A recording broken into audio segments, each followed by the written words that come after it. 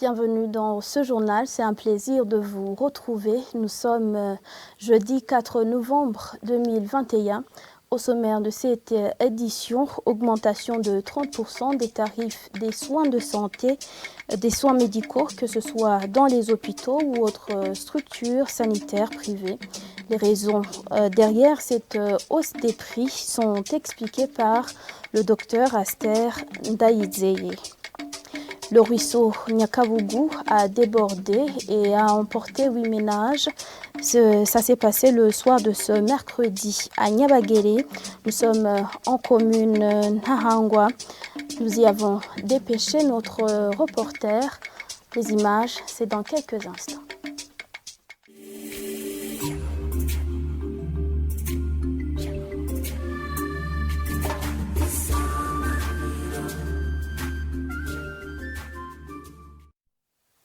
Les tarifs des soins médicaux ont été revus à la hausse jusqu'à 30% dans les hôpitaux et autres structures sanitaires privées.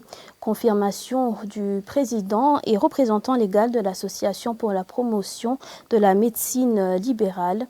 Le docteur Aster Ndaïdzeye indique que le manque de devises et la hausse des prix du matériel utilisé sont à la source de cette croissance. Je vous propose de le suivre. La première motivation de la hausse, c'est le calcul des coûts de production des services de soins. Il y a une étude qui a été faite en 2019 qui a montré que les coûts de production ne sont pas corrélés avec les charges des structures médicales. La première raison, c'était pour que les hôpitaux ne travaillent pas à perte. La deuxième raison majeure, c'était pour que les services soient de qualité. Les instruments pour produire coûtent beaucoup. Avec le temps, les options aussi thérapeutiques changent. Avec ces changements, on doit s'ajuster. Peut-être la question c'était, vous avez été rapide, la population n'a pas été préparée. Mais la question n'est pas là, dans la mesure où nous avons tenu des réunions depuis le mois de novembre. Probablement qu'on n'a pas médiatisé ça, mais avec les assurances, elles ont été mises au courant. La hausse maximale est de 30%. Par exemple, le service de consultation. La consultation médecine générale est passée de 5 000 à 8 000. La consultation de médecins spécialistes de 10 000 à 15 000. Si on peut comparer le service public et le service privé, c'est une hausse de 25%. Il y a aussi les services d'imagerie. Je fais allusion à l'échographie, je fais allusion au scanner, je fais allusion à la radiographie standard. Là aussi, comme les consommables, nous les achetons de l'extérieur. Les services de laboratoire réactifs, nous les achetons tous de l'extérieur. Les instruments ou le matériel pour analyser les échantillons sont tous achetés de l'extérieur. Ce qui fait que s'il y a une variation des devises, ça a une influence négative sur le coût de production de nos services. Toujours à ce sujet, le cadre d'expression des malades du Burundi, Kamebu en sigle, apprécie négativement cette hausse des tarifs des services offerts par les hôpitaux ou centres de santé privés. Sylvain Habanabakidze, porte-parole du Kamebu, appelle le gouvernement et ses structures privées à trouver une solution durable qui, poursuit-il, va défavoriser l'accès aux soins de santé. Suivez-le. Une information qui faisait de ne pas privilégier la santé des Burundais. Vous voyez que dans ces jours-ci, le gouvernement burundais avait accepté que les personnes privées investissent dans le domaine de la santé et que les Burundais, dans les pays de moyens, cherchent quand même à s'intégrer, à chercher des services auprès de ce service privé. Mais si on revoit, avant, vous voyez que le secteur privé demandait un montant qui et on peut se payer à celui que le gouvernement demandait, c'est-à-dire que les Burundais, il n'était pas facile d'accéder aux soins dans le secteur privé. Et si ce secteur opte d'augmenter les prix, vous voyez que c'est une information ou bien c'est un comportement quand même qui va défavoriser les patients burundais. Le cadre d'expression des malades au Burundi, Semabo ainsi n'a pas été consulté, alors que vous voyez que ces décisions quand même qui concernent les malades, on devrait consulter le cadre pour qu'il y ait quand même des contributions. Et nous demandons au gouvernement de voir comment s'asseoir avec ces gens pour qu'ils ne puissent pas voir à la hausse les prix à 30%. Si ça continue comme ça, c'est une information, ou bien c'est un comportement quand même qui va défavoriser ce qui risque de nuire la santé de la population. Voilà, vous venez de suivre le porte-parole du cadre des malades du Burundi, Semabo, en sigle. Direction commune Ntahangwa, 8 ménages du quartier Nyabagere ont été touchés le soir de ce mercredi par les eaux du ruisseau Nyakavugu qui ont dévié. Pour ses habitants, les constructions anarchiques laissent une petite place à ce ruisseau, d'où son débordement. L'administrateur de la commune Ntahangwa, qui s'est rendu sur le terrain pour faire le constat des dégâts, indique que ces constructions anarchiques devront être démolies. Nous y avons dépêché Jean Dodieu, Ilakodze, reportage.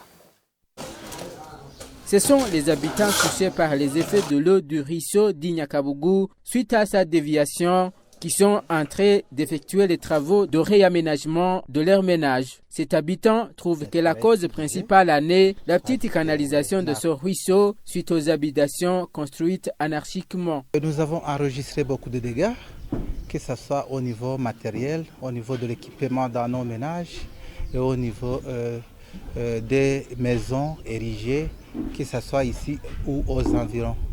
Les dégâts ont été causés par un ruisseau appelé Nyakavugu qui a manqué de passage dû aux mauvaises constructions environnant de la voie que devait emprunter ce ruisseau Nyakavugu. Lui, comme les autres, interpelle ceux qui ont fait les études de canalisation de les revoir pour que les travaux débutent en amont de ce ruisseau. Nous demandons alors aux techniciens qui ont pu mener des études pour voir comment nous épargner de ces dégâts qui se répètent, pour revoir les études faites afin de pouvoir agrandir ou bien afin de pouvoir élargir le champ d'action dans la construction de ces caniveaux pour ces ruisseaux. L'administration communale de Ntahangwa, descendue sur terrain pour constater les dégâts, indique que les constructions dans les zones tampons doivent être démolies dans l'immédiat. Elle reconnaît aussi que les travaux de canalisation de ce ruisseau, effectués par l'Office burundais de l'habitat, ont débuté au milieu et non en amont. Les dégâts qui ont été remarqués hier, du fait que les zones tampons ont été construites. Donc en un mot, nous interpellons à la population environnante de pouvoir dégager ces zones tampons qui ont été construites d'une façon illégale. Les constructions qui ont été faites à travers ces rivières ont été, je dirais, faites en aval, mais pas en amont. Nous lançons même un beau message juste pour signaler à l'Oboa de pouvoir revoir ces services ou ces constructions qui ont été faites, en fait que la construction puisse être en amont. 8 ménages sont victimes de cette situation selon l'administration communale. Merci Jean Dodieu Ilakodze pour ce reportage. Le collectif des rescapés et victimes du génocide contre les Hutus de 1972 estime que des enquêtes sur le passé douloureux doivent être menées pour les autres périodes sombres qu'a connues le Burundi. À part les crimes commis sous différentes républiques, le président de ce collectif trouve que les crimes commis pendant la période coloniale doivent aussi faire objet d'enquête. Suivez François-Xavier Savimana. Il y a eu d'autres périodes sombres de l'histoire de notre pays, compris même la période coloniale. Nous aimerions également à ce que il y ait des enquêtes suffisantes pour éclairer l'opinion nationale et internationale sur ce qui s'est passé réellement au cours de ces autres périodes sombres de notre histoire et que la vérité soit connue de tous pour permettre tous les Burundais de vivre ensemble en tournant la page d'une histoire sombre qu'ils connaissent réellement. D'où la connaissance de la vérité vis-à-vis de toutes ces périodes sombres de l'histoire est nécessaire et c'est ce que nous encourageons. Et nous devrons probablement nous en réjouir, d'autant plus que le gouvernement, en mettant en place la commission Vérité et Réconciliation, CVR, a essayé de donner une période suffisante d'analyse par cette commission des événements qui datent depuis les années 1885 jusqu'à, je crois, en 2008.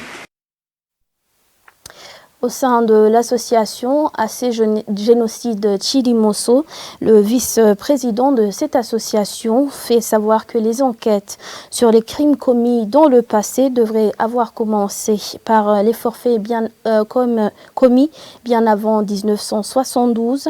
Terence Mouchano indique qu'il faut une volonté politique pour arriver à réconcilier les Burundais. Suivez. Il fallait commencer par le commencement. Il fallait commencer par 1965.